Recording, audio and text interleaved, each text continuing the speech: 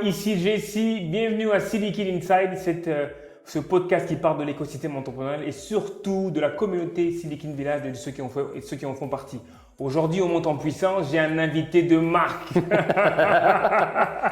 C'est quelqu'un que je connais voilà, je l'ai trouvé à Silicon.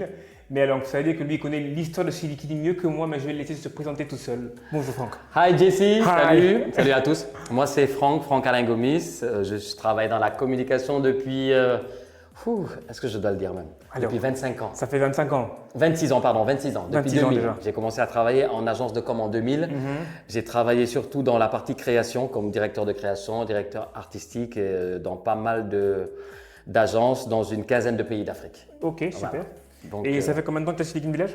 Alors, je suis arrivé à Silicon en décembre 2021. Donc, je suis un des premiers. Je me rappelle qu'à l'époque, le DG, je lui fais un petit clin d'œil Non, d'ailleurs. décembre 2021, non, je pense pas. Si, je suis arrivé en décembre 2021, j'étais dans le coworking. Dans le coworking. Voilà, dans le Très coworking bien. ici. Et mon bureau, dans mon bâtiment, Brooklyn, pour ceux qui ne savent pas, la petite blague. Ici, c'est Manhattan, notre bâtiment, c'est Brooklyn. Et j'ai choisi mon bureau sur plan.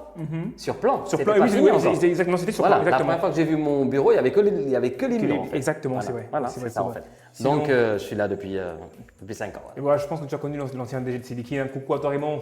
Ben Big oui, dédicace à toi. big up à Raymond, mon compatriote sénégalais. Nous sommes champions d'Afrique, donc pas de souci. Pas de polémique.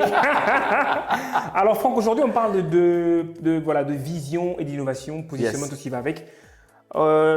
À ton avis, selon toi aujourd'hui, qu'est-ce qu'une entreprise devrait absolument comprendre pour rester innovante et compétitive en Afrique? Alors, moi, ce qui me fait rire depuis quelques années, c'est que j'entends beaucoup les gens parler de digitalisation. Mais moi, je ne pense pas que c'est les outils seulement qui rendent les entreprises innovantes, c'est les hommes d'abord. Ok, Je trouve que développe un peu. pour qu'une entreprise soit innovante, il faut qu'elle ait les gens les plus créatifs, les gens les plus développés et les gens les plus au fait de l'innovation. Je pense que c'est vraiment le mindset parce que bon, je pars du principe que même une entreprise avec les meilleurs outils qui n'a pas les bons hommes, elle ne va pas loin. Une entreprise avec les meilleurs outils mais qui n'a pas de bons hommes. Non, qui n'a pas les bons hommes ne va pas loin. D'ailleurs, c'est pour ça que Steve Jobs avait l'habitude de dire que les patrons intelligents s'entourent de gens plus intelligents qu'eux. Parce qu'il faut avoir vraiment des gens compétents. Parce que les entreprises, quoi qu'on dise, c'est les hommes. On a beau parler de digitalisation, et on en parle, hein, on est en plein dedans. Exactement. Voilà, Silicon, notre écosystème et tout ça, L'écosystème, mais voilà. je pense que c'est les hommes qui donnent l'impulsion de cette innovation. Cette innovation. Ouais, je Ok, pense. tu penses ça, ok, d'accord. Ouais. Mais à ton avis, quand est-ce que tu as compris que l'innovation serait une pièce maîtresse pour la croissance d'une entreprise? Ben, tu sais, à partir du moment où on voit la vitesse à laquelle la technologie part, si tu ne la suis pas, quelque part, tu es très très vite largué. Hein. Donc je pense que, bon, je veux dire aujourd'hui, l'innovation, tu n'as pas le choix. Si jamais tu la loupes ou que tu dis je fais fi de ça et que j'avance, ben non. À partir de ce moment-là, ben, tu te tires une balle dans le pied.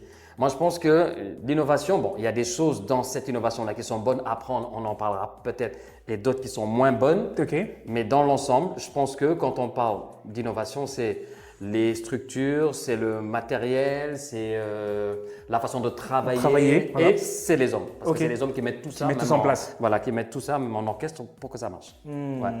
Et à ton avis, si on parle d'impact sur, voilà, on parle d'innovation, on parle de l'impact de l'innovation sur la croissance, encore sur la visibilité de l'entreprise. Comment tu définis ça ou comment tu vois ça un peu? Et c'est un peu de nous faire rêver un peu. Tu sais, l'impact de l'innovation, ça va être drôle parce que les gens vont dire que je dis toujours la même chose, mais sans les hommes, tu ne fais pas grand-chose en fait. Donc je crois que tu maintiens le fait Non, que je c'est maintiens parce l'humain, que sans l'humain. les hommes, tu ne fais pas grand-chose. Parce que regarde aujourd'hui, tu prends le cas de Tesla par exemple. Ok. C'est une entreprise qui est au sommet de l'innovation. Exactement. Est-ce qu'aujourd'hui, tu peux parler de Tesla sans parler d'Elon Musk? C'est quasi impossible. Non, non.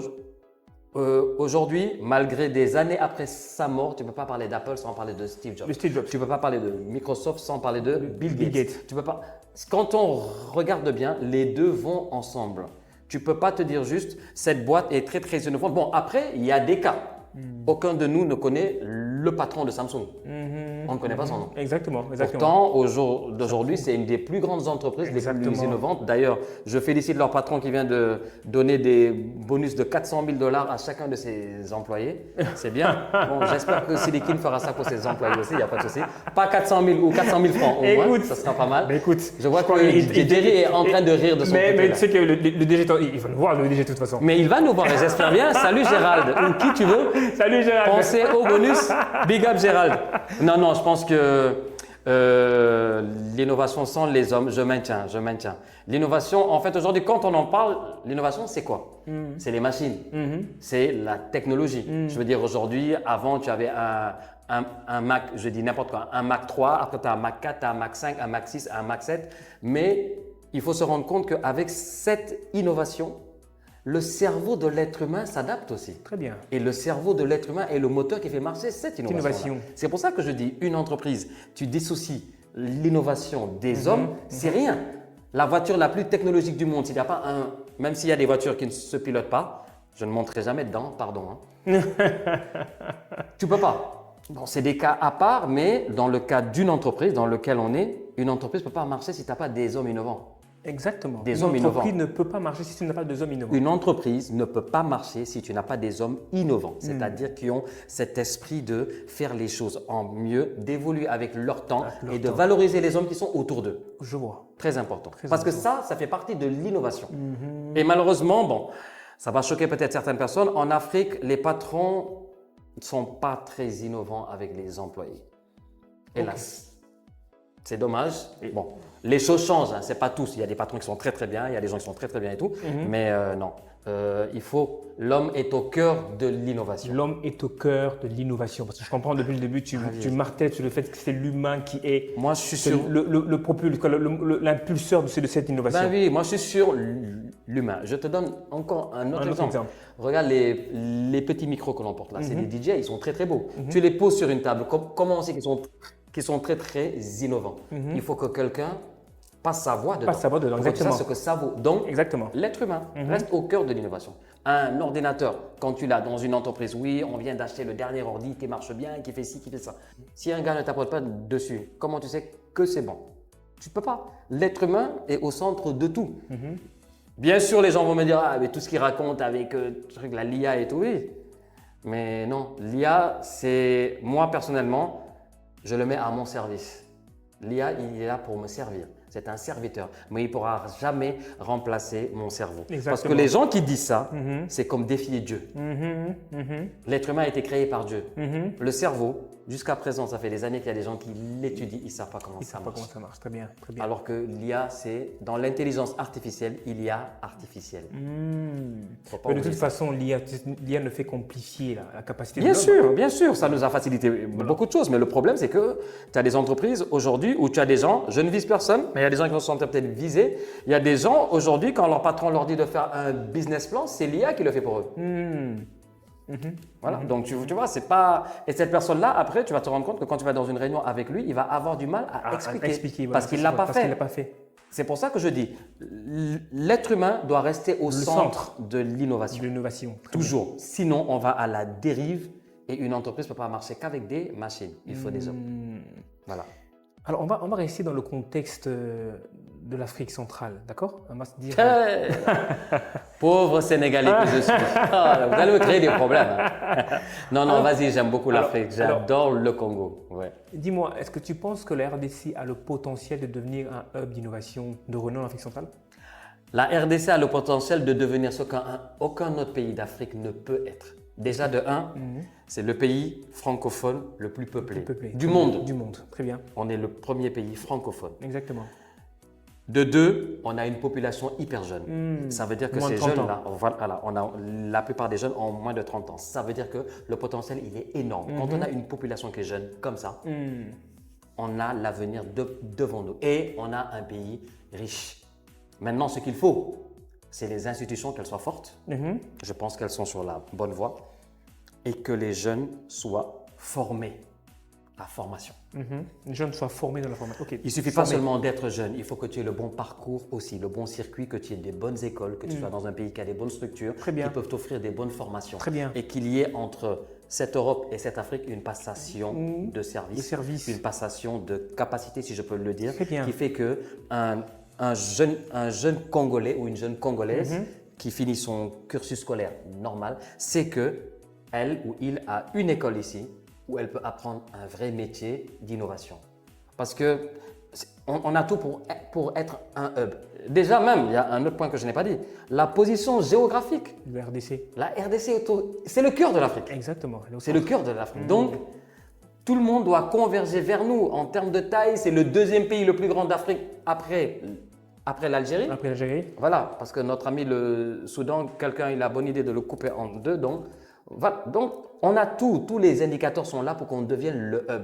Mais il faut injecter de l'argent dans l'innovation, très bien, dans la technologie. Très bien, très bien. Parce que tous les pays qui l'ont fait, ils ont mis de l'argent dedans. Quand on regarde même sur Internet, tous ces pays qui ont fait des grosses levées de fonds sur des startups et tout ça, aujourd'hui, on doit le faire ici.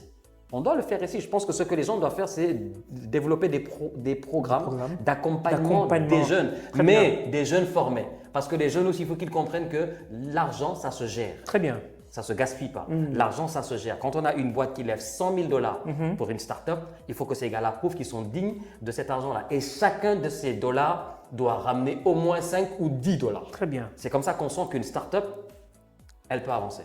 Moi, c'est comme ça que je vois ça. Hein. C'est juste ça qui peut faire que la RDC soit vraiment un hub d'innovation. Un hub d'innovation. Ouais. Mais aujourd'hui, toi et moi, on est chez Silicon Village, n'est-ce pas? C'est un hub d'innovation aussi. On est RDC à Kinshasa. Bien sûr. Je pense que c'est le plus grand hub au niveau de l'Afrique centrale. Tout à fait. Mais à ton avis, comment des espaces comme Silicon Village peuvent-ils jouer dans l'émergence de l'innovation et des startups en RDC? Ben, je pense que c'est la même chose que ce que je viens de dire. Bon, c'est vrai qu'on ne peut pas demander à Silicon Village d'être l'entité qui va lever les fonds. Exactement. Non. Voilà. Mais je pense que Silicon Village, et je salue d'ailleurs Texaf pour ça, a eu la géniale idée déjà de créer un écosystème. Un écosystème, très bien. De mettre ensemble tous les gens qui travaillent dans cet écosystème-là. Donc ça crée une certaine dynamique, une certaine synergie, exactement. Maintenant, ces gens-là, ils ont besoin à côté de ça, et même Silicon Village, d'avoir des gens qui les supportent financièrement et qui accompagnent les entrepreneurs qui sont ici. Parce que je pense qu'il y a plein de jeunes qui sont ici, qui ont des super projets, qui sont là dans leur petit bureau, dans leur petit espace de coworking, en train de bosser, qui ont des super idées, mais à un certain moment donné, il faut que quelqu'un croit en eux. Voilà. Pas seulement des subventions, mais qu'on ait la preuve, la démonstration, que ce jeune fasse la démonstration que c'est quelqu'un de fiable dans le temps. Dans le temps, c'est quelqu'un qui peut vraiment porter certaines choses. C'est ça en fait. Mais le problème, c'est que les jeunes aujourd'hui, on ne leur fait pas confiance. On ne fait confiance que à des personnes âgées et c'est pas bon. C'est pas bon. Aujourd'hui, il y a des jeunes qui sont hyper compétents. Moi, je vois des fois des jeunes ici qui présentent des trucs. C'est dans la fintech, c'est dans la com, c'est dans ceci, c'est dans ça. Il y a plein de trucs ici. Mais Silicon Village a beau être un super endroit parce qu'il n'y a pas d'autres coins comme ça ici. Il y en a d'autres qui naissent. Mais la combinaison que Silicon a, les autres ne vont pas l'avoir. Je ne citerai pas leur nom, sinon je leur fais de la pub. Mais ce que je veux dire par là, c'est que on va nous copier. Ça, c'est sûr. Ça, c'est sûr. On va nous copier parce que c'est un concept qui est top. On va nous copier. Mais pour que Silicon reste compétitif et que vraiment que les gens qui viennent ici n'aient pas l'impression qu'ils viennent juste pour prendre un bureau, mais ils se disent Silicon, c'est une communauté où quand tu y entres, il y a des gens qui te checkent, qui regardent ce que tu fais. Exactement. Un peu comme un sportif. Tu vois, des fois, il y a des gars qui viennent sur le playground, ils regardent, ils se disent, le jeune, là, il faut que je le prenne pour moi. C'est la même chose. Tu regardes un peu ce que les jeunes font ici. On organise peut-être des petits pitchs pour voir qu'est-ce qu'il offre, qu'est-ce qu'il propose. Et si on voit que c'est bon et que ça tient la route, mais Silicon Village peut devenir l'entité qui met en relation ces jeunes entrepreneurs-là avec des potentiels bailleurs. Et ce n'est pas forcément 100 000. Non, le gars, peut-être qu'il a besoin de 10, de 15 ou de 20 000 $. Mais ça, c'est des fonds qui doivent être levés et surtout être rentabilisés. Ce n'est pas de l'argent qu'on donne et qui va passer par perte et profit. Ce n'est pas possible. Non. Donc, c'est important de se dire que Silicon a besoin d'accompagnement Ok. et par ricochet, Par ricochet. ils accompagneront des jeunes entrepreneurs. Très bien. Silicon a besoin d'accompagnement. Mais oui, Par oui. ricochet, eux aussi accompagneront les entreprises qui font partie de sa communauté. Bien sûr. Franck, s'il fallait que tu dises un dernier mot en faveur de Silicon Village, en faveur de son équipe, je sais que on a une très belle histoire. Pour la petite histoire, Franck est celui qui a dessiné le logo de Silicon Village. Merci. Lui, il n'aime pas qu'on fasse sa promotion, mais j'en parle quand même. Le logo Silicon Village, c'est lui qui connaît le concepteur. Alors Franck, je te laisse pour le dernier mot. Le seul mot que je peux te dire, c'est que Silicon, c'est un espace qui est très spécial. Je sais que tout le monde a envie d'y être, tout le monde. Mais on ne vient pas à Silicon pour n'importe quoi. Il n'y aura pas de la place pour tout le monde. Mais je me dis que quand on vient ici, ce qui est le plus important, en dehors de cette équipe qui est vraiment chouette, des gens comme Jessie, je salue Jerry, Gérald, plein d'autres, bon, j'oublie les noms, mais bon. C'est un espace où vous pouvez avoir votre place. Mais dites-vous que si vous avez votre place ici, vous avez quelque chose à prouver. D'abord à vous, au monde du digital et à vos futurs consommateurs. Et je pense que ça, Silicon Village le fait déjà, mais comme je l'ai dit, ils ont besoin d'accompagnement. Mais c'est chouette d'être ici, c'est top. Moi, je suis à Brooklyn, ici c'est Manhattan. Il assiste. Jessie comprendra la blague. Alors, Franck Alain Gomis, je tiens à te remercier pour ce partage autour de l'innovation. Merci beaucoup. Et surtout, si toi aussi qui nous regardes, tu veux nous rejoindre ou tu veux avoir la même impression que Franck, avoir le même témoignage, rejoins-nous dans la communauté. Sur ce, on est ensemble. On se voit au prochain podcast. Avant de nous rejoindre, il faut garder l'argent de ton loyer. Aïe. Peace. C'est bon. Merci Franck.